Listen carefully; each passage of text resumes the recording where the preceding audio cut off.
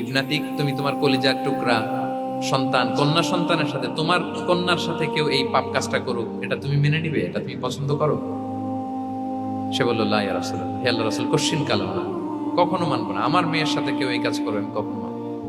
রাসূল সাল্লাল্লাহু আলাইহি ওয়াসাল্লাম আবার তাকে প্রশ্নবাণে জর্জরিত করতে লাগলেন। আবার বললেন, আতুহিব্বুহু লিউখতিক, তুমি কি তোমার প্রিয় বোনের সাথে কেউ এটা করুক, এই পাপাচারে লিপ্ত হোক, জিনা করুক, পছন্দ করবে? তোমার বোনকে কেউ এরকম করবে, অপমান করবে, এটা চাইবে তুমি? বলে, কখনো না, লা ইয়া রাসূলুল্লাহ, কখনো না।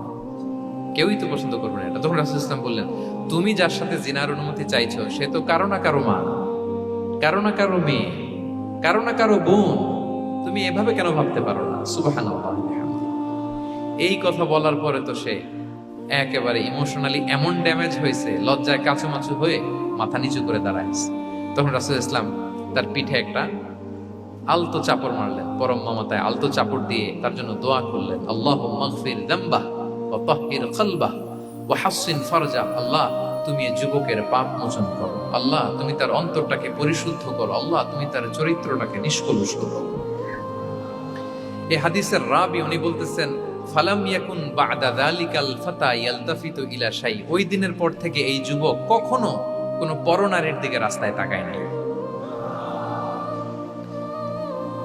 এই ইমোশনালি যখন তাকে দুর্বল করা হলো, তাকে যখন এইভাবে রাসূল সাল্লাল্লাহু আলাইহি ওয়াসাল্লাম প্রেজেন্টেশন করলেন, হাদিসের বর্ণনাকারী বলেন, এরপরে আমরা কোনোদিন তাকে পরনারীর দিকে তাকাতে দেখি নাই। তার হৃদয়টাকে আল্লাহ তাআলা পরিশুদ্ধ করে দিলেন।